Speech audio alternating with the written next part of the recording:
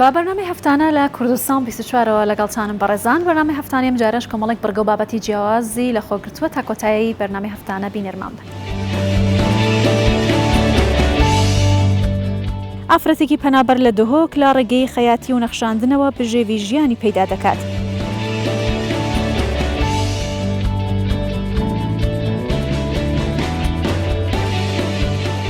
هەرزەکارێکی شنگالی یاری سەیر بە تۆپ دەکات و دەیەوێت ببێتە یاریزانێکی جیهانی.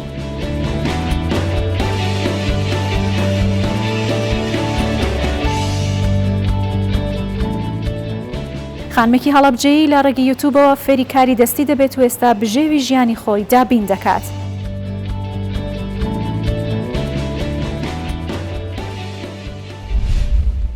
ساڵ بە ساڵ شێوازەکانی وانەوتنەوە لە جیهاندا گۆڕانکاری بەسەردادێت و کوردستانیش شان بە شانی وڵاتانی جیهان لەگەڵم پێشکەوتنانەدا بەردەوام و بەرەو پێشەوە دەچێت. یەکێک لە شێوازەکانی وانەگوتنەوەی پراکتیکیە. لە یەکێک لە قوتابخانەکانی هامینە هەواری سەلاحەددین وانە بە شێوازی پراکتیکی بە قوتابیان دەوترێتەوە، هەروەها چالاکیەکانیشیان لە ماوەی 1 ساڵدا نمایش دەکەن.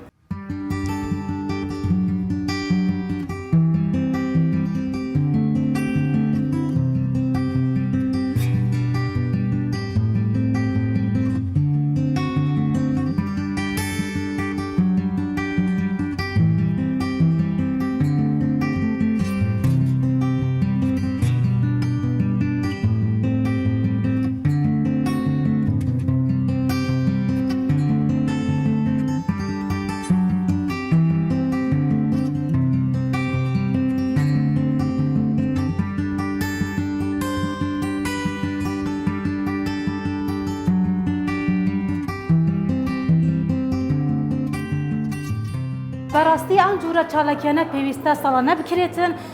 هەم لە بۆ قوتابی، هەم لە بۆ میوانەکان، هەم لە بۆ بڵێن خانەوادەی قوتابی، هەم لە بۆ ئیدارە و مامۆستای قوتابخانەکان کە زۆر پێویستە، چونکە هەیە بڵێن میوانەکە یاخود قوتابیەکە لە زۆر شت بڵێن نەیناسیوەکە ئەو شتە چییە یان ئەو شتە کو دەکردبوون منە شتی زانستیە یاخود کۆمەڵایەتیە یاخود چەند جوورە زمانەکان لە کلتوری عەرەبی زیاتر بڵێن زانیاریان دەبێتن، یاخود زۆر هەیە لە بڵێن جیلی ئێستایە زیاتر لە بڵێن جیلی کوردی کە خۆمان کە لە پێشوودا زیاتر زانیاریان نەبووە، بەڵام ئێستا لەم جوورە فیستیڤالانە زیاتر بڵێن زیاتر زانیاریان زیاتر دەبێتن کە لە کۆندا چ بووە لە کاتی ئاهەنگێران یاخود لە کاتی عادەت خواردن و تەقالیدی پێشتر چ بووە. ئەم شتانە کە دروست دەکرێن بڵێن کە قوتابیەکان کە هەڵدەستن بە دروستکردنی ئەم جوورە شتە دەستکردانە هەر یەکە لە بۆ بابەتێک دروست دەکاتن. بۆ نمونە لە دەرسی ئینگلیزی تایبەت بە بۆ دەرسی ئینگلیزی عەرەبی لە بۆ عەرەبی یاخود کۆمەڵاتی بۆ کۆمەڵاتی بۆ نمونە ئەوە کە بڵێن هەیکەلێکی خەستەخانەیە کە نووسراوە هۆسپیتال کە سەبارەتە بە نەخۆشخانە، یعنی ئەوە هەم لە بۆ تەڵەبەی زۆر باشە چونکە بە نەزەری خوێندیتی هەروەها دیتیتی، بەڵام کە بێتن هەر کەسێک کە بێت بە دەستکرد بە دەستی خۆشی دروستکات زیاتر بڵێن زانیاری لێوەردەگرتن مێشکی زیاتر دەجوڵێتن.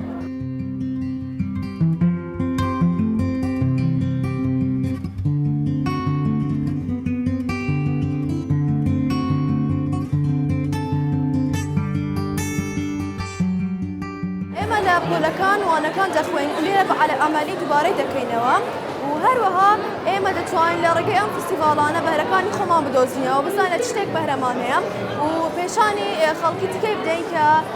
کاری هونەری چەند گرینگە، هەروەها بابەتەکان چەند گرنگی خۆیان هەیە لەسەر کەسەکان لەسەر کۆمەلگاش بە تایبەتی. ئێستا ئێمە وانەکان چۆنە خوێنین، هەیە بە چاڵاکی خوێنین، هەیە بە شەڕەحکە. ئێستا مامۆستاکانمان واچمانەدەن، ئێمە دەچین لە ماڵەوە چاوەکپێدا دەخشێنین و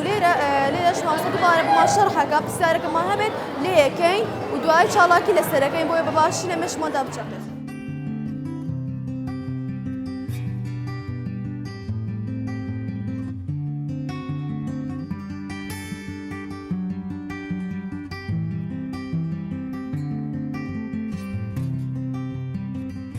شێوازێکی تایبەت بە خۆمان دەگرینە بەر لە تەدریسکردن، پێی دەڵێن ئاکتیڤ لێرنینگ، خوێندنی چاڵان. ئەوەش بەچی دەکرێت بۆی تەڵەبە پەیوەست نەکەین بە تەنها پرۆگرامێک و منهەجێک هیچ بیرکردنەوەی نەبێ نەتوانێت ئیبداع بکات، داهێنان بکاتن. لەو چارچێوە مامۆستا دەستکراوێ لە پرۆگرامەکە شتی زیاتر و چاڵاکی زیاتر و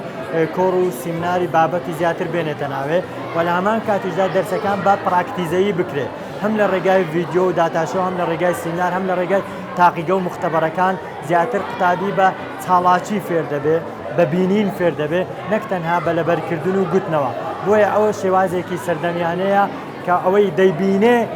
لە مێشکی دەمێنێ نەک ئەوەی کەوا دەیخوێنێت دیارە ئەو بابەتانەی ئەوڕۆ عرض کراوە هەمووی زیاتر هەڵێنجراوی ناو پرۆگرامەکەی خۆیانە زائیدەن هەندێک شتی خارجی و دەرەکی کەوان نزیکە لەو بابەتیان پەیوەستە بۆ بابەتە هەر لە سەرەتای ساڵەوە کە ئێمە بابەتەکان دەخوێنین هە بە پراکتیزەیی دەخوێنین کەواتە تو هەر لە سەرەتای ساڵەوە شتەکان حاضر و ئامادەیە نەک بڵێ هەفتەیەکە دوێ مانگنە هەر لە سەرەتای ساڵەوە هەر بابەتی پرۆگرامەکان دەکەوێت چاڵاکی لە ڕێ ئەو چاڵاکی هەر ئەوە دێ عەرزی دایک و باوک دەکەن.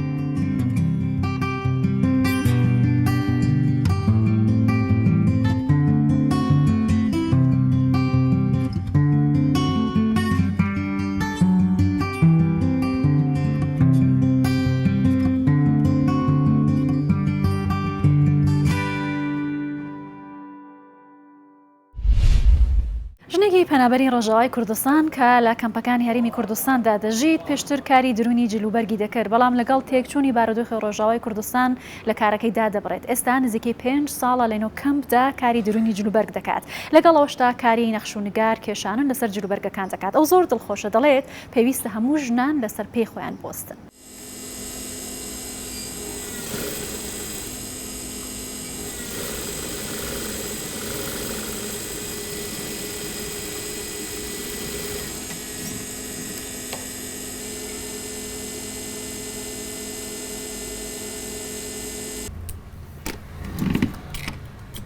از رائفة حميد عمومة ام سالا 2013 هاتن كامبي ام هاتن اولام هاتن شخومه دروتنا كاري دروتني من الشامي دروتن ذكر من هر قلابي دروتن او جلي كردي والشامي تنبون خدي اختي ام هاتن كامبي قوم بون خبصبو عائله مشابيش عائلتنا بهبدا بو مشخوم دروتن سكران فتركي بري 5 سالا اسكارن بيجم جاردي وقت بيجم وضعي من قالكي متخصص آلي كاريا مالا خوبكم از وقت بيش شغلي خوب مشينن ما تشو وقت دورك خي تقوية من زهرة الياسمين فكر سر جلي كردي من نظامي جلي كردي راسي بدروتايا سر جلي كردي او مفكرن و بي صلاة برد تقريبا سكاري دروتني دكم از قلابيا دروم امبر كامبي خلقي سورينم حمي خلقي سورينم قلابيا ودروم بس فترة نوروزي فترة رجا جلي كردي فترة وقت موسمها كيشمارم جلي كردي ددرون و ازدبارجي كاري تطريزي دكم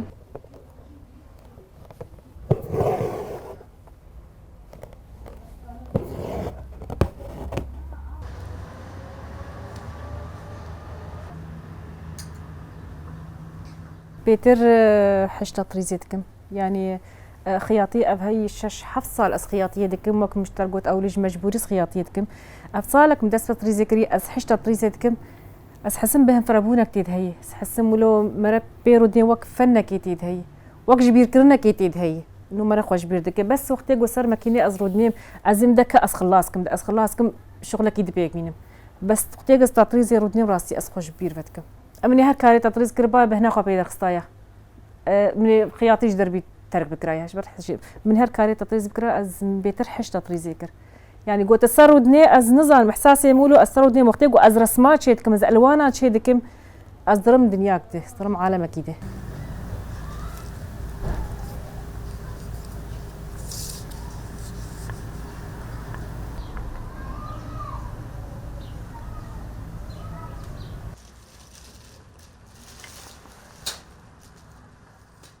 حسب هناك طبيعة شي يعني رسمة جو أزبعت جبينم خوشكي ومر بيفروتن از وي قطعي شيدكم يعني من تشيك شيكر من بجعة شيكر نقل كيم غزال شيكر من رسم سجاد عربي عجمي وان أو نقشاد مال دوكا جمته أو هابون أو متشيكر يعني أزبينم شي قطعة قولوا مناسبة وإنه بيفروتن راستي از وي شيدكم بخدي أزبيجم وقتي جو موهبة كجموان هبه وك اعتمادا خسر خو بكسر موهبة خو بكن يعني إنسان شو قاسي جود شغلك يد بالشغل واعتمادا خسر حس كرنا في شغلي بكي وبيتر بير ناجح به وبيتر بير ركبه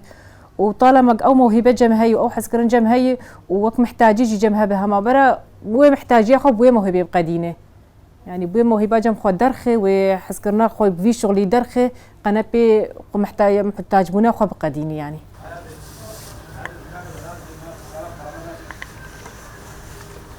هذا جلانا خلاصنا بكردينه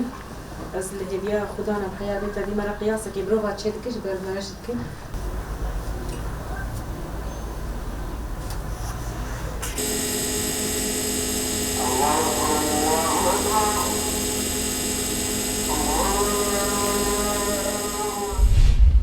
کچێک لە شاری سلێمانی با ڕێگەی جیاواز و لە ڕێگەی هونەری میکاپەوە کار لە سەر دروستکردنی ئەکتەری خەیاڵی دەکات بۆی کە بتوانرێت لە ژانرەکانی جیاواز بۆ فیلمی فانتاستیک لە کوردستان سوودی لێوە بگرێت. ئەو دەڵێت هونەری تێکەڵ بەم جۆرە فیلمانە کردووە بۆی کە بتوانێت سوود لە کارەکانی بە باشترین شێوە وەربگرێت.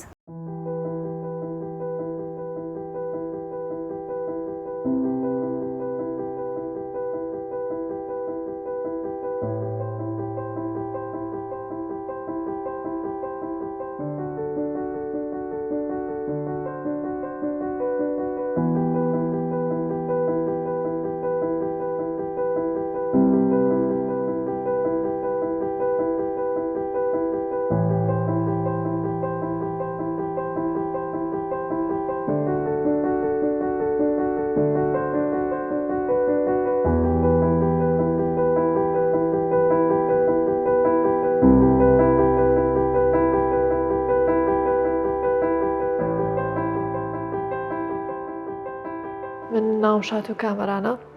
22 ساڵم و خەریجی زانکۆی سلێمانیم بۆ وەرگێڕانی ئینگلیزی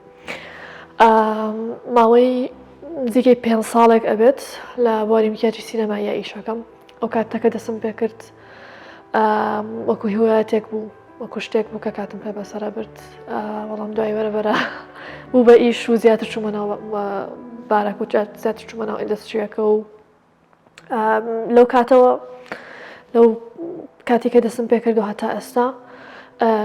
ئەوەی ئیشە سەرەکیەکەمە ئەوەیەکە لەو ئیشانەی کە چۆن بڵێ پشتی پێ ئەبەستم بە بەردەوامی.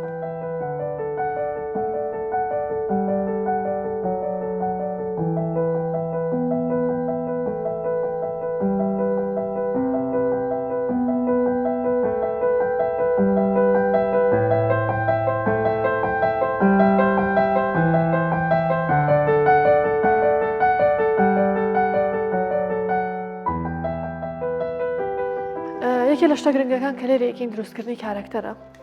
جا دروستکردنی کارکتەر زیاتر لە بواری سینەماییە سوودی لێ ئەبینرێت. ئەم کارکتەرانە ئەکرێت یەکێک داوای لێکردبین یەکێ بێ فلێمە دروستکە داوای کارکتەرە بکات بۆ نمونە داوای کارکتەری پیرەمێردیان لێکردین کە بۆمان دروستکردنەوە ئەوان تایبەت بوو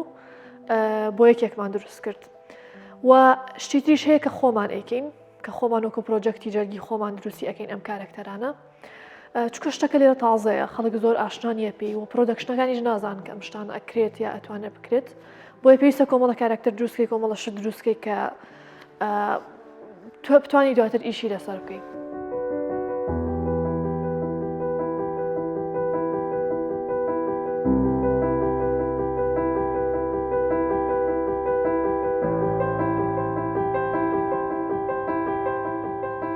ئەم کارکتەرانە بە هیوای ئەوە دروستەکەین کە بتوانین وەکو چۆن بڵێ درگایەکی تازە بکەینەوە شتێکی جانڕایەکی تازە دروست ببێت کە بتوانن لێرە سوودی لێ ببینین جانڕای خەیاڵی بێت فیلمی وەکو ئەڤەرتا دروستکەین فیلمی وەکو مەترسناکە بەناوبانگەکان دروست بکەین ئەو کارکتەرانە دروست بکەین بتوانین کریتیڤ بین بتوانین داهێنەر بین لەو ڕۆڵانێکی ئەین بە ئەکتەرەکان.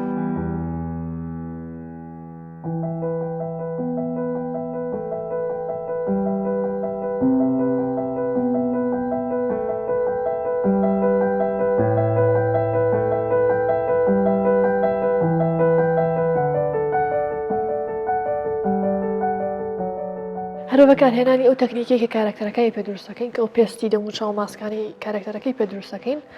ئەتوانین شتی تری پێ دروستکەین ئەتوانین پارچەی لەشی پێ دروستکەین ئەم پارچە لەشانە بۆچی بەکار ئەهێنرێت بۆ نمونە ئەستا ئەم قاڵبێک کە دروستمان کردووە ئەم پەنجەیە تقریبا پەنجەیەکە با بڵێن پلاستیکیە وەکو پەنجەی تەبیعی خۆت وایە ناوەکەی سوورە و دوای ئەمەش دەتوانێت خوێنی تێ بکرێت ئەگە بیبڕیت چقۆی لێبەی هەر شتێکی لە بکەی یعنی تقریبا وەکو ئەو فیڵینگی پەنجەی ڕاستیت ئەیاتە ئەمانە بۆ ئەتوانین بۆ بواری سینەمایی بەکاربهێنرێ بەڵام هۆکارە سەرەکیەکەی بۆ تەلەبەی توبە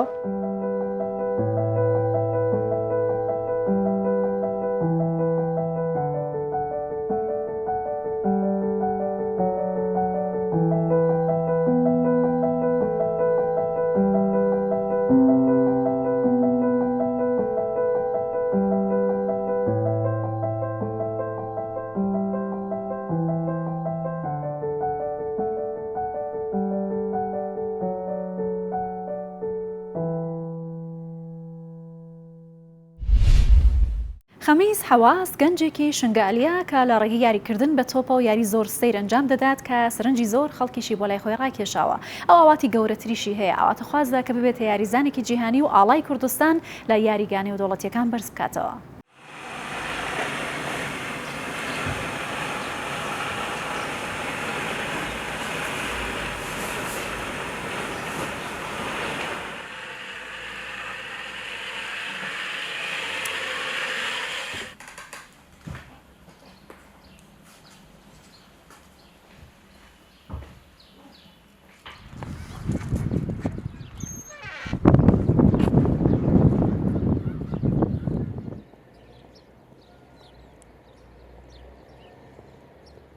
نافهم خميس حواس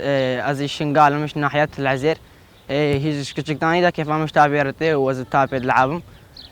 وسلقت فريستايل شتكم كيف مش مهارات هرتي وز تابي يعني وقو دوجي قدم العابم وكيف مش كريستيانو ورتي قال لك مستقبل بما وقوي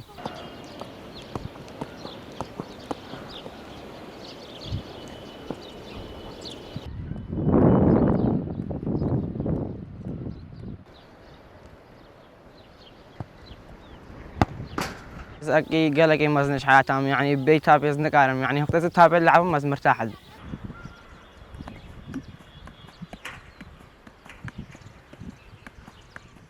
فريقين ما يعني وصاي ما هفالن الفريقين وكيف مش ريال مدريد رد الفريق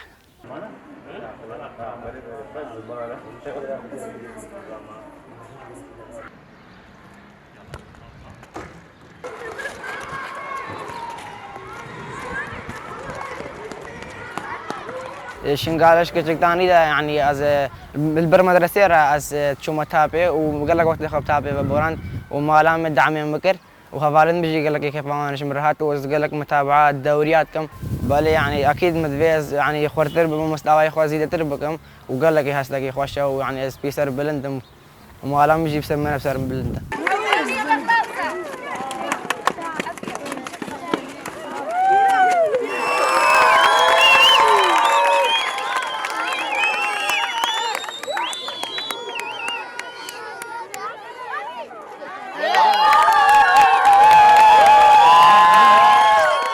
يعني أفلقت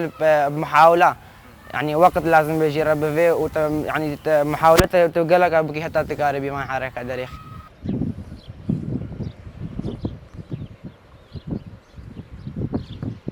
أصقل لك متابعاتها بهميت كم الدوري الإنجليزي بشيء ألماني بإسباني يعني وقت ببينهم يعني يكي مشهور جمان لعبة تابع از ببينهم لقطة قدر تيخي أجي هول الدم يعني وكوي حركات دريخ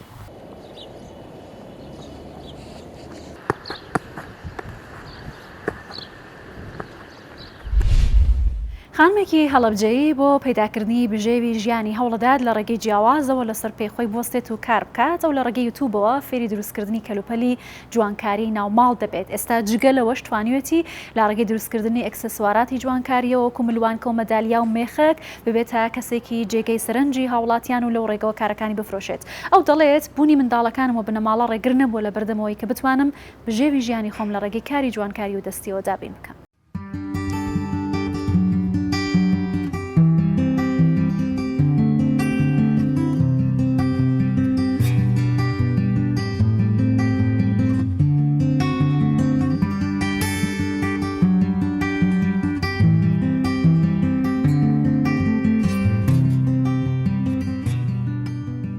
ئەم ئیشەی من پێڵێن کاری ڕایزن، ئیشی دەستی ڕایزن. زۆر بۆ ئیشگەڕام ئیشم دەست نەکەوە قیانەت. ڕۆژێکیان لە ڕێگەی یوتیوبەوە شار ئاشنایی بووم. سەرەتا تەنیا وەک سیرکردنێک بوو، بەس دوای کاوکو خولیای پێهات. بە حکمی ئەوەی کە زەواجیشم کردەوە مناڵیشم هەیە، یعنی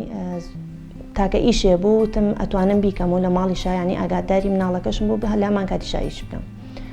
دواتر هەوڵمدا خۆم فێرکەم. زۆر متابعی یوتیوبمان کرد، لە یوتیوبە زۆر بەتەواوەتی دەرینە شتەکانی پیشان نەدا، یعنی مەراحیلەکان چیە کرێت چی ناکرێت تا فێربیت. لە ڕێگەی ئینستاوە دووسێ مامۆسام ناسی لە ئێران، ئەوان دەمێکە دەستیان کردو بەمیشە. لە ڕێگەی ئەوانەوە ئیتر پەیوەندیم پێوەکردن، بەرنامەی ئۆنلاینیان هەبوو، فێرکاری ئۆنلاین، بەشداریم لە ئۆنلاینەکانی ئەوانە کرد. خۆشیان هەندێ جار بابەتی فێرکاریان دانا لە پەیجەکەیانە کە سەیرم ئەکرد زۆر باش بوو بووم.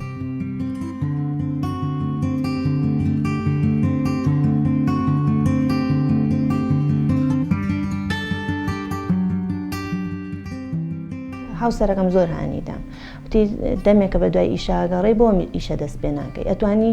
لە ماڵی شایت. لێرە گەڕام وتیان لە فڵانە شوێن مادەکەی دەسەکەوێ بڕۆت بەدەستی بێنە. دروستم کرد، یەک قاڵبم دروست کرد، قاڵەکەم زۆر تێکچوو. کە سەیری ڤیدۆکانم کردو زانام مەرحەلەیەکیم بەجێ نەهێناوە تێکچووە. دواتر هەوڵم دایەوە ئەزانام تر بەرەبەرە دەسم ڕاهات لەگەڵ لە قاڵبی بچووکەوە دەسم پێ کرد. کە دەسم ڕاهاو ئەوە نزیکەی 6 مانگ زیاترە بێ دەسم کردو بە ئیشکردن. یەکەم بەشداریکردنم لە فستیڤاڵی هەنار بوو، بەڵام ئەو کاتە نزیکەی هەر 2 مانگ بوو، بابەتەکانم کەم بوون، بەڵام هەروەکو ناساندنێکی بواری پیشەکەی خۆم دەسم پێ کرد. ئەوەی کە من دروستیەکەم زیاتر لەسەر تەڵەبیاتی خەڵکات، بەعام ئەگەر بمەوێ لاسایی پەیجەکانی تر بکەمەوە ناتوانم، چونکە ئەوانی وڵاتانی تر بەتایبەت ئێستا من زۆر متابعی ئێرانەکەم، کۆستەر ئەڕوا، سینیان ئەڕوات، یعنی بابەتی چەرەسات و چکلێت و ئەم شتانەیان گشتی ڕات و حفیاتی ناوماڵن. بەڵام لە کوردستانە بەتایبەت لە هەڵەبجەی خۆمانە ناڕوات، شتێکی ئاشکرایە. هەر بەعام من ئیستا زۆربەی تەڵەبیاتەکانم هەولێر داوایەکە بەدەگمەن، یا داوای تابلۆیەکی بچووکەکە، یا ئەم بابەتانە زۆر لای ئێمە ناڕات. ئەوەی کە لە لای من نەڕوا بووکمارکە تابلۆی بچووکە، بەتایبەت ئەو تابلوانەی کە قورئانی بەسەرەوەی ئایەتەل کورسی وشت، مەدالیایە مەدالیای پیتوشت، زۆر کەس داوایەکات. هەنێک کەسیش ئیتر ئەڵە پیتەکانم بۆ بکە بە ناوی خۆم لەسەر لەوحەیە دایێنێم بۆی و ئیتر ئەوانە ئەڕوات. بەڵام بەعام شتێکی وانییە بڵێم زۆر برەوم پێیاوە.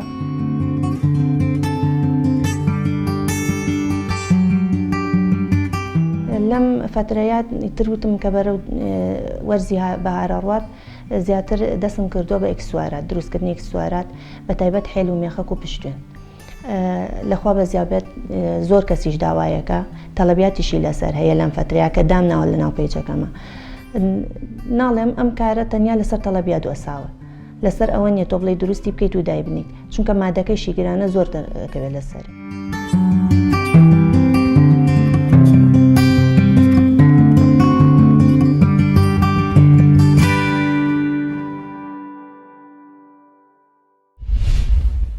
پێکەوە بینەری بەرگە بابەتەکانی بەرنامی هەفتانیەم جارە بووین تا پێگەیشتنەوەیەکی تر هەر شاد و بەختەوەر بن.